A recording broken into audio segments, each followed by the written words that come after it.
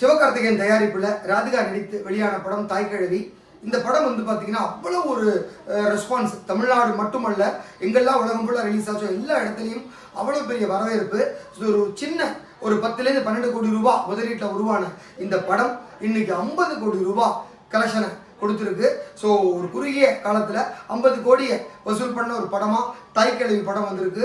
அதுவும் ராதிகாவோட ஆக்டிங்க்கு நிச்சயமாக இந்த படத்தில் அவங்களுக்கு விருது கிடைக்கும்னு எல்லாருமே சொல்லி முடிச்சுட்டாங்க. ஆனாலும் மக்கள் இந்த படத்தை கொண்டாடுறாங்க. அதுதான் இந்த படத்தில் அவ்வளவு ஆர்டிஸ்ட் இருந்தாலும் எல்லா ஆர்டிஸ்ட்டுக்கும் ஒரு ஒரு டைலாகோ சீனோ ஞாபகம் வச்சுக்கிற மாதிரி யாருமே வேஸ்ட்டுன்னு சொல்ல முடியாத அளவுக்கு டைரக்டர் சிவகுமார் முருகேசன் அவ்வளவு சூப்பராக இந்த படத்தை டைரக்ட் பண்ணியிருந்தாரு.